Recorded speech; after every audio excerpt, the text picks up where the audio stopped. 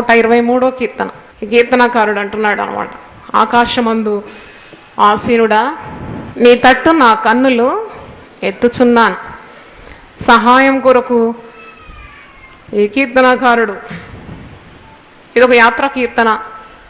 ఆకాశమందు ఆసీనుడైన వాడా నీ తట్టు నా కన్నులు ఎత్తుచున్నాను. 121లో ఒక మాట ఉంది, ఇది కూడా యాత్రా కీర్తన. కొండల తట్టు నా కన్నులు ఎత్తుచున్నాను, నాకు సహాయము ఎక్కడ నుండి వచ్చును. యెహోవా వల్లనే నాకు సహాయం కలుగును, ఆయన భూమి ఆకాశములను సృజించినవాడు.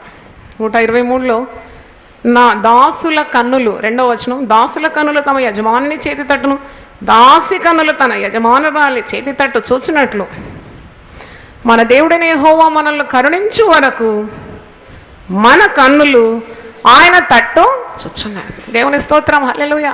ఈ కన్నులు ఎప్పుడు చూడాలన్నమాట, ఆశతో కనిపెట్టాలి, దేవుని తట్టు చూడాలి. నీ కన్నులు మానవుల తట్టు కాదు, దేవుని తట్టు చూడాలి. కొండల తట్టు చూసినాడట ఈ కీర్తనకారుడు. కొండలంటే ఎత్తైన వాటిని చూసినాను, ఉన్నతంగా ఉండేవారి తట్టు నా కన్నులు ఎత్తినాను, నాకు సహాయం లభిస్తుందని అనుకున్నాను, కానీ నాకు సహాయం రాలేదు. నా సహాయము భూమిని ఆకాశాన్ని సృజించిన దేవుని యొద్ద నుండి వచ్చే సృష్టికర్త దగ్గర నుండి నాకు సహాయము లభించింది అని అంటున్నాడు. తర్వాత 123వ కీర్తనలో మరి ఏ విధంగా దాసులు దాసీలు తమ యజమానుల చేతి తట్టు ఎప్పుడు వీరికి కరుణ కలిగి మాకు సహాయం చేస్తారో అని ఆశతో ఎదురు చూస్తారో, అలాగే దేవుడు కరుణించే వరకు మా కన్నులు ఆయన తట్టే చూస్తుందని మరి వాక్యంలో సెలవిస్తున్నాడు. మేము అధిక తిరస్కారము పొందిన వారం, యెహోవా మేము అధిక తిరస్కారము పాలైతిమి, అహంకారుల నిందయు గర్విష్ఠుల తిరస్కారమును మా మీదికి అధికముగా వచ్చి ఉన్నది. మమ్మను కరుణింపము, మమ్మను కరుణింపు. దేవుని స్తోత్రం. ప్రార్థన చేసే వారి పట్ల దేవుని కరుణ ఉంటుంది. నువ్వు ప్రార్థన చేస్తే దేవుని గుండె కరిగిపోతుంది అన్నమాట. ముఖ్యంగా ఉపవాసంతో ఆయన సన్నిధిలో కూర్చున్నప్పుడు ఆయన కరిగిపోతాడు. నువ్వు కన్నీళ్ళు గారిస్తే కరిగిపోతాడు. నువ్వు ఆహారం మానేసి ఆయన వెతుకుతుంటే ఆయన కరిగిపోతాడు. మన బిడ్డలు ఎప్పుడైనా ఒక పూట ఆహారం తినకుంటే మనకు ఎంత ఆందోళన, నా బిడ్డలు ఏం తినలేదు, ఈరోజు ఏం తినలేదు, ఏదైనా పెట్టాలని ఎంత నువ్వు మరి ఆందోళన చెందుతావు. అందుకంటే గొప్ప దేవుడు ఆయన. ఉపవాస ప్రార్థన చేసి బిడ్డల మీద ఆయన కనికరం చాలా ఉంటుంది. అందుకే జవాబులు ప్రార్థనలకు మనం పొందుకుంటూ ఉంటాం. దేవుని స్తోత్రం. ఇలా గొప్ప ఏర్పాటు, అంటే ఈ ఏర్పాటు దేవుడే చేసినాడు. ఇంటి దగ్గర ఉండి కలవరపడుతూ బాధపడుతూ అంగలారుస్తూ కన్నీళ్లు గార్చి భయపడుతూ భీతిలో ఉండకుండా దేవుని సన్నిధికి వచ్చి దేవుని బిడ్డల మధ్యలో కూర్చొని దినమంతా ఆయన సన్నిధిని అనుభవించి శక్తిని అనుభవించి నీ ప్రార్థనలు మనవులు దేవుని తెలియజేసి తోటి విశ్వాసులతో కలిసి ప్రార్థన చేస్తే జరగని కార్యం అంటూ ఏది ఉండదు. Hallelujah. Because everything is possible to God. There is nothing impossible to God. దేవునికి సమస్తము సాధ్యమై ఉంది. అందుకే నువ్వు ఎదురు చూడాలి, నువ్వు ఆశతో కనిపెట్టాలి. క్రైస్తవ మార్గంలో దేవుడు మనల్ని పిలుచుకున్నాడు.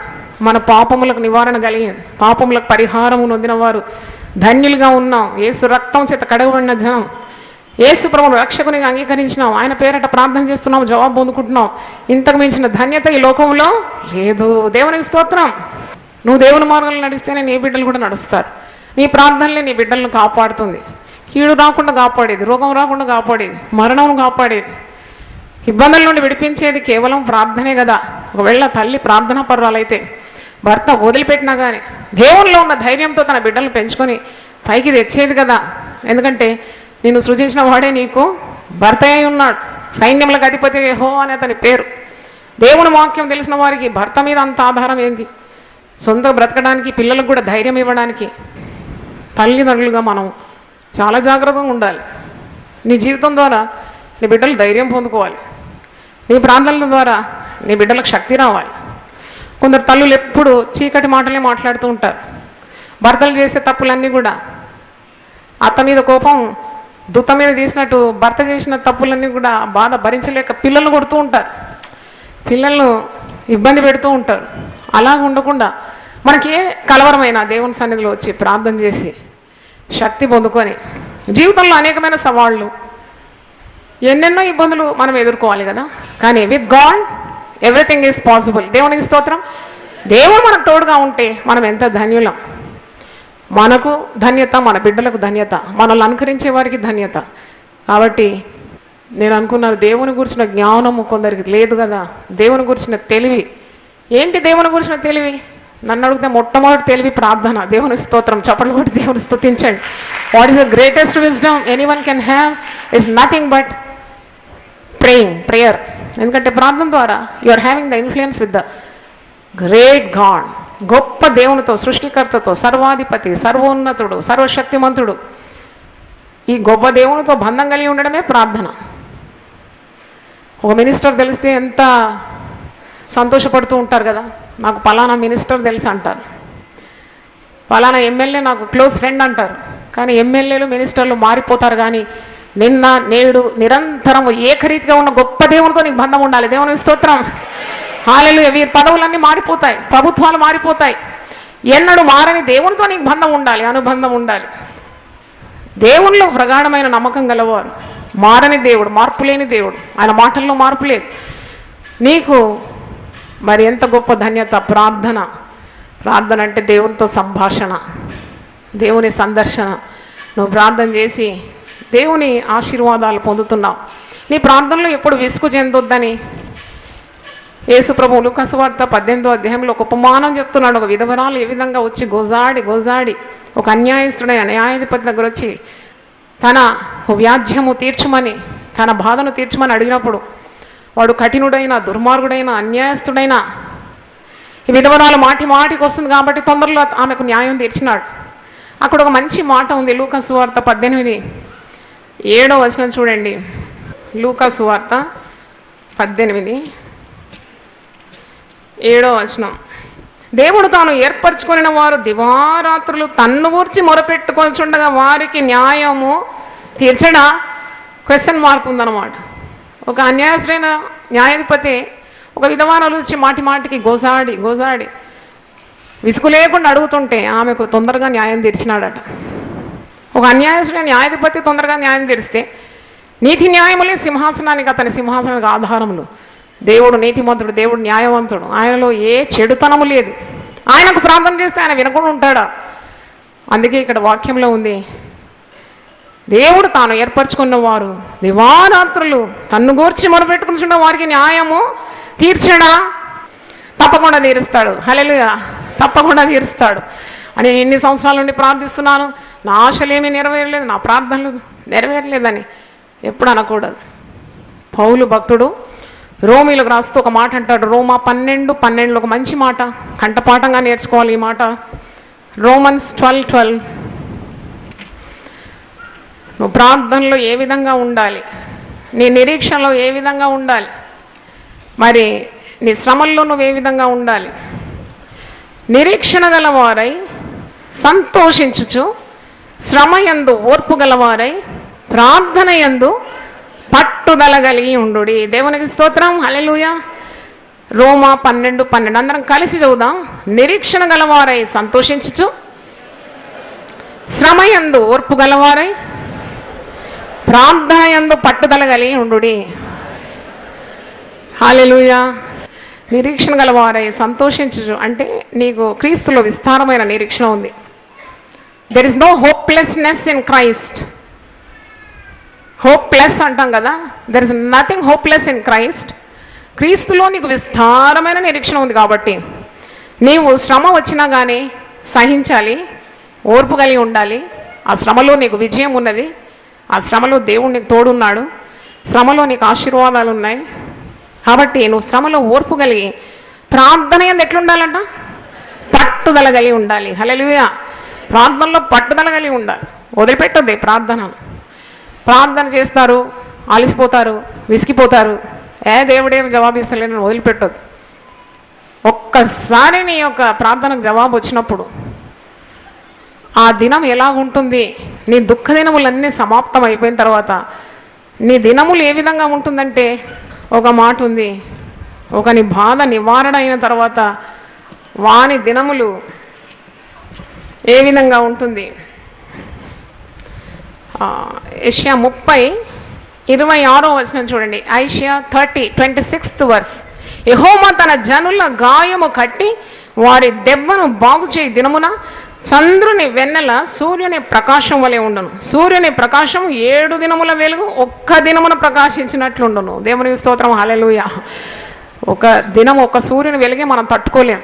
కానీ దేవుడు ఎప్పుడైతే జనుల శ్రమలను నివారిస్తాడో, దెబ్బలను గాయాలను అన్నీ కూడా బాగు చేస్తాడో, ఆ దినము ఎంత ప్రకాశవంతంగా ఉంటుంది అనంటే సూర్యుని ప్రకాశం 7 దినముల వెలుగు ఒక్క దినమున ప్రకాశించినట్లు ఉంటుందంట. అంటే తప్పకుండా నీ జవాబు నిశ్చయం. కాబట్టి నువ్వు ప్రార్థనలో పట్టుదల కలిగి ఉండాలి. Keep on asking. అడుగుడి మీకు ఇవ్వబడును, తట్టుడి మీకు తీయబడును, వెదుకుడి మీకు దొరుకు. ఈరోజు మన మత్తయి సువార్త 15వ అధ్యాయం నుండి ఈ కనాను స్త్రీ ఏ విధంగా పట్టు విడవకుండా అడిగిందో ఒకసారి మనం ఈ వాక్య భాగాన్ని ధ్యానిద్దాం. విశ్వాసంతో ప్రార్థన రెండు మిళితమై, with prayer and faith nothing is impossible. That's what this ఈ ఉపమానం మనకు బోధిస్తుంది. ఒక స్త్రీ, ఆమె యూదురాలు కాదు, ఒక అన్యురాలు. షీ వాజ్ ఎ గ్రీసు దేశస్తురాలు, అన్యురాలు. ఆమెకు ఎంత విశ్వాసం యేసు ప్రభువులో ఉన్నది, ఎంత ప్రార్థనా శక్తి. యేసు ప్రభు పాదాల దగ్గరకు వచ్చి ఆ పాదాలు అస్సలు వదిలిపెట్టడం లేదు. ఎన్నెన్నో అవంతరాలు ఎదుర్కొంటుంది, ఆటంకాలు ఎదుర్కొంటుంది, అడ్డులు ఎదుర్కొంటుంది. శిష్యులు ఆమెను నిరాకరిస్తున్నారు, ఆమెను పొమ్మంటున్నారు. ఈ స్త్రీ చాలా కేకలు వేసింది, మరి వెళ్ళగొడదామని అంటున్నారు. యేసు ప్రభు ఏమో మౌనంగా ఉన్నాడు. తర్వాత ఆమె అన్యురాలు కాబట్టి యూదులకు ఇచ్చే ఆశీర్వాదంలో ఆమె పాలు పంపులు లేదనే మాట కూడా విన్నది. అంటే యేసు ప్రభు ఆమె విశ్వాసానికి ఒక పరీక్ష పెడుతున్నాడు. అయినా ఆమె పట్టుదల. పౌలు భక్తుడు 1 తెస్సలోని 5:15 ఒక మాట, మీరు ప్రార్థన యందు పట్టుదల కలిగి ఉండుడి. దేవునికి స్తోత్రం, హల్లెలూయా. పట్టుదల కలిగి ఉండాలన్నమాట. బస్సులో ప్రయాణం చేసినప్పుడు నువ్వు ఊరికే ఇలా నిలబడినావు అనుకో, ఒక్కసారి సడన్ బ్రేక్ కానీ ఏమవుతుంది, బోర్లో పడిపోతావు, లేకపోతే వెలికలు పడిపోతావు. కానీ అక్కడ ఒక హోల్డర్ ఉంటుంది అన్నమాట. ఆ హోల్డర్ గట్టిగా పట్టుకుంటే ఎన్నిసార్లు బస్సు కింద మీద అయినా కానీ నువ్వు పడకుండా నిలబెడతావు. ఆ హోల్డర్ ఏంటి తెలుసా మనకు? ప్రార్థన. దేవునికి స్తోత్రం, హల్లెలూయా. ఆ ప్రార్థనలో పట్టుదల కలిగి ఉండాలి. జీవితంలో ఎన్నో ఒడిదొడుకులు వస్తాయి, ఎన్నెన్నో ఇబ్బందులు, ఇరుకులు, దుఃఖము, పోరాటము, కన్నీరు, నిందలు, అవమానాలు, దెబ్బలు కూడా పడతాయి. కొన్నిసార్లు కరువు వస్తుంది, కొన్నిసార్లు ఈ శ్రమలు, ఈ బాధలు, రోగములు, తిరస్కారము, అపనిందలు, మన మీద దుర్వార్తలు పుట్టిస్తారు.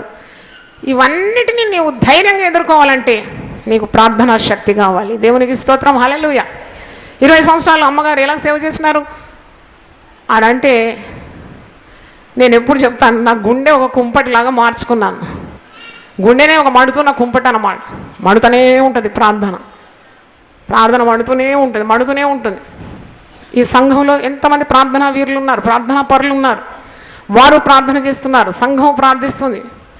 నాకు ఈ ఖర్చులతో పనే లేదు, ఎందుకంటే శ్రీమంతుడైన దేవుడే నన్ను పిలుచుకున్నాడు కదా. దేవుని స్తోత్రం, హల్లెలూయా. ఎప్పుడు ఆలోచించలేదు. ఎప్పుడైనా ఆలోచన వస్తే వెంటనే దాన్ని వాగ్దానము, వాక్యం ద్వారా గెలుస్తాను. ఎప్పుడు డబ్బులు ఎవరిని అడగలేదు, డబ్బులు నా దగ్గరికి రావాలంతే, అది నా విశ్వాసం. నేను ఎందుకు చెప్తున్నానంటే, నువ్వు ప్రార్థన చేస్తే ఎప్పుడు ఓడిపో. There is not defeat for those who pray. Hallelujah. నీకు ఓటమి రాదు. ఇలాగ ఉపవాస ప్రార్థనలు చేస్తే ఏం లాభం అంటే, ప్రతి జీవితంలో దేవుడు కార్యం చేస్తాడు. దేవునికి స్తోత్రం. In every life God will work. ఎందుకంటే మనం ప్రార్థన అందరు కలిసి చేస్తున్నాం. ఎందుకు సమూహంగా ప్రార్థన చేయాలి? ఒక కట్టె ఒంటరిగా మండితే కొద్దిసేపు మండి అది కలర్ కూడా మారిపోతుంది, నల్లగా అయిపోతుంది కట్టె. కానీ అదే కట్టెను తెచ్చి పెద్ద మంటలు అన్ని కట్టెలు గాలి దగ్గర పెడితే తిరిగి అది ఏమవుతుంది? అంటుకుంటుంది. హల్లెలూయా చెప్పండి ఒకసారి. హల్లెలూయా. అందుకే పెడతానన్నమాట సమూహ ప్రార్థనలు. చల్లారిన బ్రతుకులు తిరిగి ఉజ్జింపబడడానికి, అగ్ని అంటుకోవడానికి, ప్రార్థనా శక్తి ప్రబలడానికి ఇలాంటి కార్యాలు దేవుడు మనకి ఇచ్చినాడు. దేవునికి స్తోత్రం, hallelujah. When you come you get in touch with God. మరి నీకు కూడా ప్రార్థన అనుభవం అంటుకుంటుంది. ఈ క్రైస్తవత్వాలు అన్నీ నాకు అనిపించింది అన్నీ అంటుకునేది. విశ్వాసం అంటుకుంటుంది, ప్రార్థన అంటుకుంటుంది, పరిశుద్ధత అంటుకుంటుంది, వాక్యం అంటుకుంటుంది. ఇది అంటనమాట. దేవుని స్తోత్రం, హల్లెలూయా. ఈ అంటూ ఎప్పుడో 2012 సంవత్సరాల ముందు అంటుకుంది, ఇప్పటిదాకా అంటుకుంటూనే ఉంటుంది. దేవునికి స్తోత్రం. లోకానికి నేను వెలుగై వచ్చినాను. ఈ వెలుగు అందరినీ కూడా ఏం చేస్తుంది? వెలిగిస్తూ ఉంది. దేవునికి స్తోత్రం. కాబట్టి నీ ప్రార్థనలో నీకు పట్టుదల కావాలి. ఎప్పుడు నేను ఆశపడద్దు. ప్రార్థన చేసి అయ్యో దేవుడు చేస్తాడా లేదా, అది నీకు అనవసరం. దేవుడు ఏమీ చేయాలన్నాడో అది నీ మదికి అందదు, నీ తెలివికి గిట్టదు. నువ్వు ఊహించినది కావవి, పరిశోధింపజాలని మహాకార్యములు లెక్కలేనని అద్భుత క్రియలను ఆయన చేస్తాడు. ఆవిడ ప్రార్థన చేయి అంతే. You have to just pray, God will do the rest. ఆయనే అన్నీ చూసుకుంటాడు. ఎందుకంటే ప్రార్థన చేసే వారికి ఎప్పుడు అవమానం, సిగ్గు, తలవంపులు కానే కాదు. ఈ స్త్రీని మీరు ఇక్కడ చూస్తారు. ఈమె తూరు సీదోను ప్రాంతంలో నుండి, యేసు అక్కడ నుండి బయలుదేరి తూరు సీదోన్ల ప్రాంతంలో వెళ్ళగా, ఇదిగో ఆ ప్రాంతంలో నుండి కనాను స్త్రీ ఒకటి వచ్చి, ప్రభువా, దావీదు కుమారుడా, నన్ను కరుణింపుము, నా కుమార్తె దయ్యము బట్టి బహుబాధపడుచున్నదని కేకలు వేశాను. ఇది ప్రార్థన. ప్రార్థన అంటే నేను రకరకాల ప్రార్థన. కొందరు పెదవులు మాత్రం కదులుతుంది ప్రార్థనలో, కొందరికి ప్రార్థనలో మాటలే ఉండవు, కన్నీళ్ళే ఉంటుంది. కొందరు గట్టిగా కేకలు వేసి ప్రార్థన చేస్తారు. మరి ఏ ప్రార్థన ఏ విధంగా ఉన్నది? ప్రార్థనే దేవుడు ప్రతి ప్రార్థన కూడా అంగీకరిస్తాడు. దేవుని స్తోత్రం. ఈమెకు ప్రార్థన వచ్చినట్టు కానీ, ఈమె పెద్ద విశ్వాసురాలు అన్నట్టు కాదు, ఈమె యూదురాలు కూడా కాదు, ఈమెకు అన్యురాలు. యేసు ప్రభు గురించి విన్నది. వినటం వల్ల నీకేం కలుగుతుంది? విశ్వాసం. ఈ అన్యురాలు మరి ఆమె యేసు ప్రభు ఉన్న చోటుకు వచ్చి, ఆమె యేసు గొప్ప కార్యాలు చేస్తాడని, తన కుమార్తెకు దయ్యం పట్టింది, ఆ దయ్యం నుండి ప్రభు విడిపిస్తాడని ఆశతో వచ్చింది. ప్రభు సన్నిధికి వచ్చి కేకలు వేస్తుంది. ఏమని కేకలు వేస్తుంది? దావీదు కుమారుడా, నీవు నన్ను కరుణించు, నా కుమార్తెకు దయ్యం పట్టింది అని కేకలు వేశాను. 23వ వచనం. అందుకు ఆయన ఆమెతో ఒక్క మాట అయినను చెప్పలేదు. యేసు ప్రభు ఏమి చెప్పలేడు. నువ్వు ఎవరితో మాట్లాడుతుంటే వాడు మౌనంగా నేను పట్టించుకోకుంటే ఎంతసేపు ఉంటావు అక్కడ? అదే వ్యత్యాసం ఈ కనాను స్త్రీకి మనకు. ఎవరైనా మన మాటలు పట్టించుకోకుండా అక్కడ ఒక్క నిమిషం కూడా ఉండం. కానీ ఈమె ప్రభు అస్సలు ఆమెతో మాట్లాడడం లేదు, మౌనం దాల్చినాడు. ఆమె వేసే కేకలు విన్నట్టు కూడా ప్రభు మరి ఏ స్పందన చూపెట్టడం లేదు. ఆయన ఆమెతో ఒక్క మాట అయినను చెప్పలేదు. అప్పుడు ఆయన శిష్యులు, ఇదొక మొదటి ఆటంకం. అంటే ఆమెకు ఎదురయ్యే సమస్య, ప్రభు మాట్లాడడం లేదు. రెండవ సమస్య ఏంటంటే, అంతలో శిష్యులు వచ్చి ఈమె మన వెంబడి వచ్చి కేకలు వేయించినది కనుక ఈమెను పంపివేయమని ఆయనను వేడుకొనగా, శిష్యులు ఎందుకున్నారు యేసుప్రభు చుట్టూ? పరిచర్య చేయడానికి, పరిచర్యలో సహకరించడానికి. యేసుప్రభు మౌనంగా ఉంటే శిష్యులైనా మరి ఈ కనాను స్త్రీ యొక్క బాధను గమనించి ప్రభు దగ్గరకు వచ్చి సిఫార్సు చేయాలి. అయ్యా యేసయ్యా, యేసుప్రభువా, మరి ఈమె చాలా ఏడుస్తుంది, ఈమె కేకలు వేస్తుంది, ఈమెను కొద్దిగా కరుణించండి, కొద్దిగా ప్రార్థన చేయండి, కొద్దిగా ఆమె కుమార్తె దయ్యము పట్టింది, విడిపించండి అని శిష్యులు చేయాల్సిన పని అది. కానీ శిష్యులు పని వదిలించుకుంటున్నారు, పని పెట్టుకోవడం లేదు, పని వదిలించుకుంటున్నారు. ఈమె చాలా కేకలు వేస్తుంది, ఈమెను తొందరలో పంపివేయమని యేసుప్రభుని కోరుతున్నారు.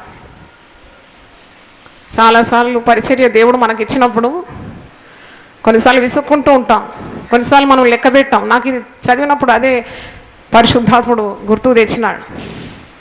No one is unimportant to God.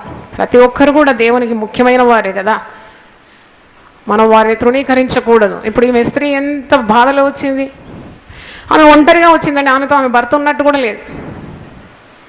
యేసయ్య దగ్గరకు వచ్చింది ధైర్యంగా, ఒంటరిగా.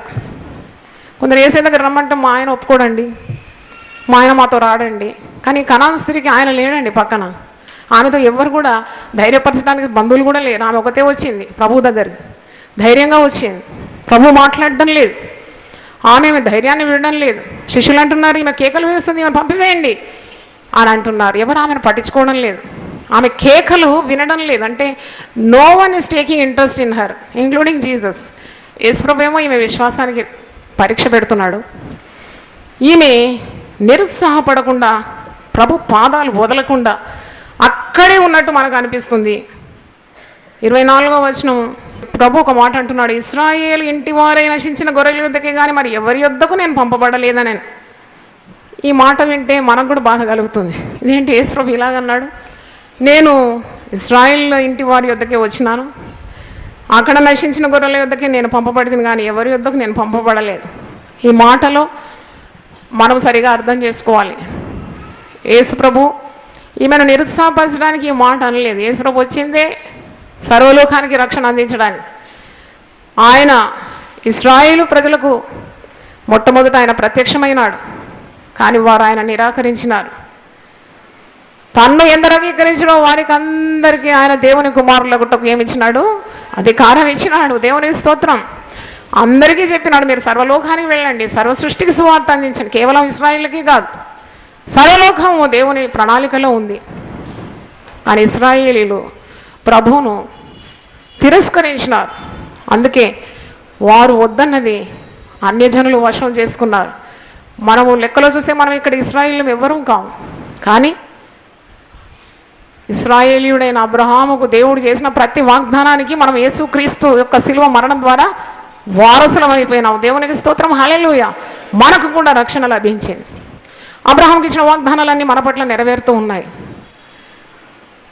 దేవుడు ఎప్పుడు పక్షపాతి కాడు, ఆయన అందరికీ ప్రభువే ఉన్నాడు. కానీ ఈమెకు ఇలాగ పరీక్ష పెడుతున్నాడు. ఆమె అప్పుడున్న వెళ్ళిపోతుందా అని మనకు అనిపిస్తుంది, కానీ ఆమె వెళ్ళలేదు. పైగా ఆమె ఏం చేస్తుందంటే 25వ వచనం, అయినను ఆమె వచ్చి ఆయనకు మ్రొక్కి, పైగా ఇంకా మ్రొక్కిందనమాట. అంటే ప్రభు ఇలాగన్నా ఆమె అచంచలమైన విశ్వాసం, ప్రగాఢమైన నమ్మకం, ప్రభు ఏదో సహాయం చేస్తాడని వచ్చి ఆయనకు మ్రొక్కి ఏమంటుంది? ప్రభువా నాకు సహాయము చేయి. హల్లెలూయా. ప్రభువా అంటే the lord of all things, above everything. అన్నిటి మీద ఆధిపత్యం, అన్నిటి మీద అధికారం గలవాడిని ప్రభు అంటాం. ఆమె గమనించిందనమాట, ఆయన ఇశ్రాయేలుకు మాత్రం ప్రభు కాదు, నాకు ప్రభు. ఇశ్రాయేల్ అయితే దావీదు కుమారుడా అని పిలుస్తారు. ఈమె ఒకవేళ దావీదు కుమారుడా అని పిలవడానికి యోగ్యత లేదేమో, కానీ ప్రభువా అని పిలవడానికి అయితే యోగ్యత పొందుకున్నది. దేవునికి స్తోత్రం, హల్లెలూయా. ఇంకా మెరుగైన నామం ప్రభువా. మరి మంచి ప్రార్థన, నాకు సహాయము చేయము. దేవునికి స్తోత్రం. ఈరోజు ఈ ప్రార్థన మనం అందరం చేస్తున్నాం. ఇక్కడ వచ్చిన ప్రతి వారు కూడా ఈ కనాను స్త్రీ చేసిన ప్రార్థన చేస్తున్నాం కదా. టీవీ ద్వారా దేవుని వాక్యం విన్నవారు కూడా ఇదే ప్రార్థన, ప్రభువా నాకు సహాయము చేయము. ఎంతమంది ప్రార్థన చేస్తే ప్రభువా లార్డ్ హెల్ప్ మీ అని ఎంతమంది ప్రార్థన చేతులు ఎత్తండి. నేనైతే చేస్తున్నాను. దేవుని స్తోత్రం, నాకు సహాయం కావాలి. దేవుని సహాయం వద్దు అని అనుకునేవారు ఎవరైనా ఉన్నారా? మీ చేతులు చూపెట్టండి, నాకు దేవుని సహాయం వద్దండి, నేనే అన్ని చేసుకుంటానంటే ఎవరికి వీలవుతుంది? నాకు వేరుగా ఉండి మీరేమీ కూడా చేయలేరు. కాబట్టి మనకు దేవుని సహాయం కావాలి. We need the help of God. మరి దేవుని సహాయం కోరుతుంది. నాకు దేవుని సహాయం, నా ప్రభువా నువ్వు సహాయం దయచేయి. నా కుమార్తెకు దయ్యం పట్టింది. ఒక దయ్యం పట్టిన వారి ఇంట్లో ఉంటే ఆ ఇంట్లో ఏం నెమ్మది ఉంటుందండి? పిచ్చి పిచ్చి కేకలు, పిచ్చి పిచ్చి చేష్టలు, ఎంత ఇబ్బందిగా ఉంటుంది ఓ దయ్యం పట్టిన వ్యక్తి మీ ఇంట్లో ఉంటే. ఆ స్త్రీకి అలాంటి పరిస్థితి ఆ రోజు ఉంది. ఆ పరిస్థితి మనకెవరికీ లేదు, ఆ బాధ మనకెవరికీ లేదు. కానీ ఆ స్త్రీకి ఆ బాధ ఉండింది. దయ్యం పట్టిన కుమార్తె ఇంట్లో ఉంది. ఆ దయ్యం వదిలిపోవాలి. ఆమెకు ఎవరి సహాయం కావాలి? ప్రభు సహాయము కావాలి. దేవుని స్తోత్రం, హల్లెలూయా. పరిశుద్ధ గ్రంథంలో ఉంది, భయపడకుము నేను నీకు సహాయము చేసేదను. దేవునికి స్తోత్రం, hallelujah. Fear not, I will help you. ఇంత మంచి మాట యెషయా 41:10 ఉంది, భయపడకు నేను నీకు సహాయం చేస్తాను.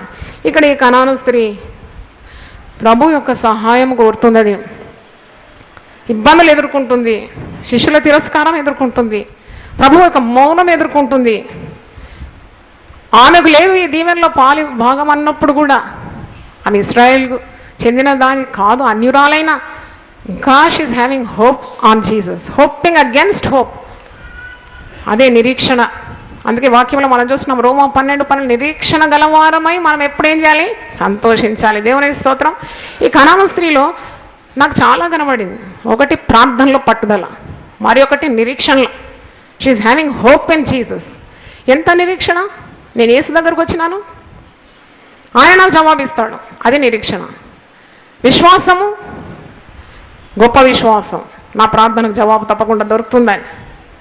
ఎంతసేపైనా నేను ఇక్కడ వేచి ఉంటాను, ఎన్ని ఇబ్బందులన్నా ఎదుర్కొంటాను, యేసు ప్రభు పాదాలు మాత్రం నేను వదిలిపెట్టను అని గొప్ప విశ్వాసం. ప్రార్థన, గొప్ప ప్రార్థన. దేవునికి స్తోత్రం, హల్లెలూయా. ఆమె శ్రమలో ఆమెకు ఓర్పు ఉన్నది. ఆమె ప్రభువులో నమ్మకం ఉంచింది. ఆమెకు ఓటమి లేదు. ఆమె ప్రభువా నాకు సహాయము దయచేయమని అడుగుతూ ఉంది. అప్పుడు ప్రభువు మరి ఒక పరీక్ష పెట్టినాడు. కొన్నిసార్లు మన జీవితంలో ఇలా పరీక్షలు ఎదుర్కొంటాం. నా జీవితంలో నాకు పరీక్షలే లేవంటే దాంట్లో అర్థమే లేదు. పిహెచ్డి డాక్టరేట్ డిగ్రీ పొందుకున్నవాడు అన్నాడు, నా జీవితంలో ఏ పరీక్ష నేను ఎదుర్కోలేదంటే చెల్లుతుందా? కాదు. ఎల్కేజీ బిడ్డకు ఎల్కేజీ పరీక్షలు ఉంటాయి. డాక్టరేట్ డిగ్రీ చేసే వారికి డాక్టరేట్ మంచి టఫ్ పరీక్షలు ఉంటాయి. అవన్నీ మరి జయిస్తేనే వారికి బిరుదు లభిస్తుంది. జీవితంలో నీవు పరీక్షలు ఎదుర్కోకుంటే నువ్వు జీవితంలో ఏం నేర్చుకుంటావు? ముగ్గురు స్నేహితులు కలిసి మాట్లాడుతున్నారంట.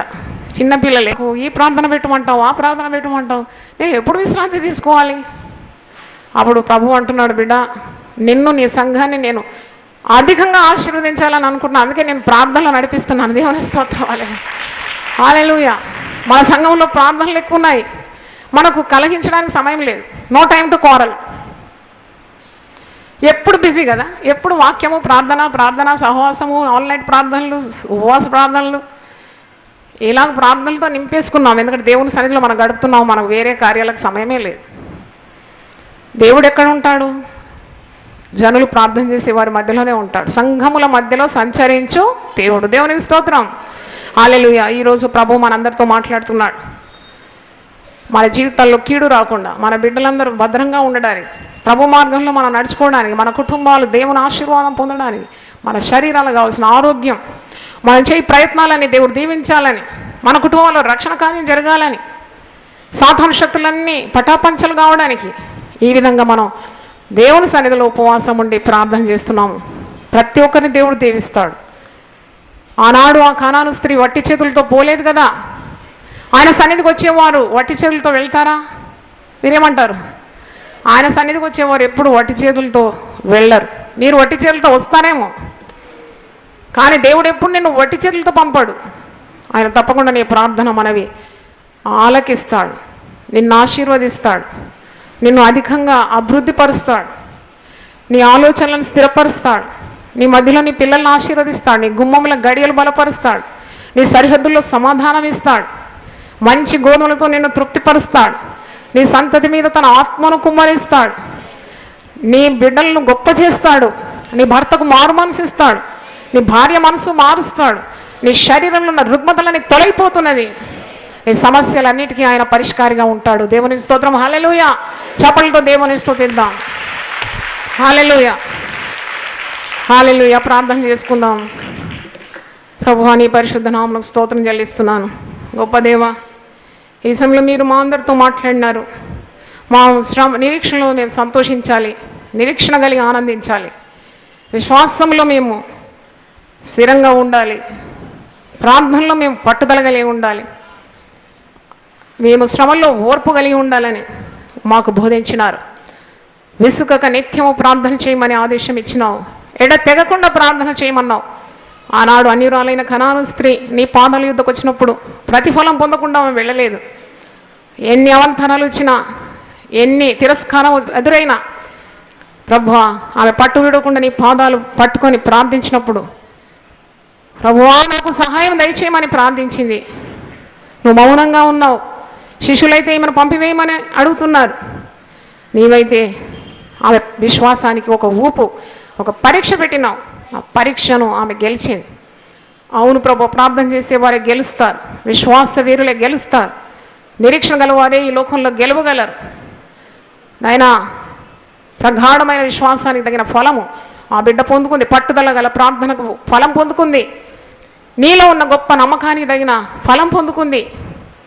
అమ్మా నీ విశ్వాసం గొప్పది, నువ్వు కోరినట్టే నీకు అవునుగాక. అవును తండ్రి, మాలో విశ్వాసం పెంచండి. విశ్వాసము ఈ లోకాన్ని జయించే విజయమై ఉన్నది ప్రభువా. అట్టి విశ్వాసం మా హృదయంలో దయచేయండి. అట్టి ప్రార్థనా శక్తి మాకు అందరికీ దయచేయండి. టీవీ ద్వారా దేవుని వాక్యం వింటున్న వారికి కూడా ప్రార్థనా బలాన్ని మీరు బయలుపరచమని ప్రార్థిస్తున్నాను. ఈ కనాను స్త్రీ యొక్క విశ్వాసం మాకందరికి దయచేయండి. నేనే ప్రశంసించినావు ఆమెను. ఎంత గొప్ప విశ్వాసం, ఎంత గొప్ప పట్టుదల, ఎంత నిరీక్షణ, ఎంత సహనం. అవును ప్రభువా, నమ్మదగిన దేవుని యందు మా విశ్వాసం, నమ్మదగిన దేవుని యందు మా ఓర్పు, మా నిరీక్షణ, మా యొక్క ప్రార్థన. కాబట్టి దేవా, తప్పకుండా మాకు జవాబు లభిస్తుందని మేము ఓపికతో కనిపెట్టడానికి సహాయం దయచేయండి నాయన. ఈ సమయంలో ఆ కనాను స్త్రీ ఏ విధంగా తన కుమార్తె దయ్యము బాధ చేత బాధపడుతున్నప్పుడు నీ సన్నిధికి వచ్చి తన కుమార్తెకు స్వస్థత పొందుకుందో, ఆ గడియలోనే నీవు ఆమె కుమార్తెను స్వస్థపరిచినట్టు వాక్యంలో చూస్తున్నాము. మేము ఇక్కడ ప్రార్థనలో ఉన్నప్పుడు అదే గడియలో అద్భుతాలు ఎక్కడెక్కడో జరగడానికి మీరు సహాయం దయచేయండి. ప్రతి కుటుంబంలో నైనా పిల్లలను మీరు ఆశీర్వదించాలని దాసురాలు నేను కోరుతున్నాను. ఈనాడు ఈ పాడు దినాల్లోనైనా పాపము మాలిన్యంతో నిండిన ఈ లోకంలో బిడ్డలు పాడు కాకుండా, లోక మాలిన్యం వారిని అంటకుండా, దయ్యపు శక్తులు వారిని ఆవరించకుండా ప్రతి కుటుంబంలో బిడ్డలను మీరు కాపాడమని ప్రార్థిస్తున్నాం. వారి పట్టిన దయాలని వదిలిపోవాలని మేము ప్రార్థిస్తున్నాం. గొప్పదేవ, నీ సంతతి మీద నా ఆత్మను కుమరిస్తానన్నావు, నీకు పుట్టిన వారిని నేను ఆశీర్వదిస్తానన్నావు, నీ మధ్యన నేను పిల్లలను దీవిస్తానని సెలవిచ్చిన దేవా, ఈ వాగ్దానాలన్నీ మేము విశ్వాసంతో పొందుకోవడానికి మాకు సహాయం దయచేయండి. వచ్చిన ప్రతి కుటుంబాన్ని దీవించండి. విడిపోయిన కుటుంబాలంటే తిరిగి కట్టుమని ప్రార్థిస్తున్నాం. నువ్వు అద్భుతములను ఆశ్చర్య కార్యములు జరిగించండి. రుగ్మతలన్నిటి నుండి బిడ్డలకు విడుదల దయచేయండి. వారి సమస్యలన్నిటికీ పరిహారి నీవే, పరిష్కారి నీవే. ప్రతి సమస్య నీ సన్నిధిలో మైనం వల్ల కరిగిపోవాలని మేము ప్రార్థిస్తున్నాం. వాక్యం విన్న ప్రతి ఒక్కరిని ఆశీర్వదించి వారి కుటుంబాలను దీవించమని యేసు నామములో అడిగి వేడుకుంటున్నాను తండ్రి. Amen, amen, amen. ఈ దినం దేవునితో నేను. కుటుంబ వ్యవస్థలు, జీవన విలువలు అస్తవ్యస్తంగా మారుతున్న ఈ రోజుల్లో ప్రభువు దాసురాలు రెవరెండ్ డాక్టర్ జాయ్ చెరియన్ గారు దైవ దర్శనంతో ప్రభువు సన్నిధిలో కనిపెట్టి పొందిన 366 విభిన్న ధ్యానాంశములను ప్రతిదినం దేవునితో నేను అనే పుస్తక రూపంలో ప్రపంచానికి అందించారు. ఇది అనేకుల జీవితాలను ప్రభావితం చేసే ఒక విలక్షణమైన గ్రంథము. పరిశుద్ధాత్మ దేవుడు ఈ పుస్తకమును పఠించే ప్రతి ఒక్కరిని స్పృశించి శక్తితో నింపునుగాక. ఈ పుస్తకాలిప్పుడు అందరికీ అందుబాటులో ఉన్నాయి. ఈ నూతన సంవత్సరంలో దీనిని మీరు ధ్యానించండి, మీ బంధుమిత్రులకు ఆత్మీయ బహుమతిగా అందించండి. పుస్తక ప్రతుల కొరకు సంప్రదించవలసిన ఫోన్ నంబర్లు 9550504718, 9030757571.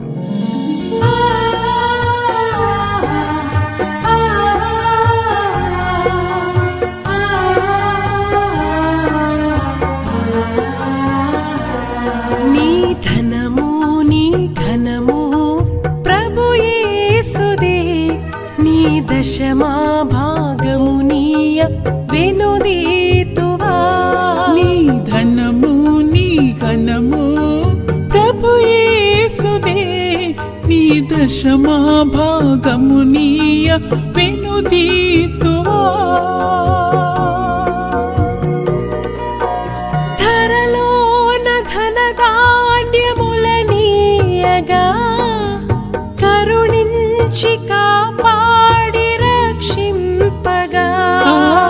ధరలోన ధనధాన్యములనీయగా కరుణించి కాపాడి రక్షింపగా. పరలోకనాదుండు నీకీయగా మరి యేసు కొరకీయ వెనుదీతువా. పరలోకనాదుండు నీకీయగా మరి యేసు కొరకీయ వెనుదీతువా. నీ ధనము నీ ఘనము ప్రభు యేసుదే, నీ దశమా భాగమునీయ వెనుదీతువా. పాడి పంటలు ప్రభువు నీకీయగా కూడు గుట్టలు నీకు దయచేయగా. పాడి పంటలు ప్రభువు నీకీయగా కూడు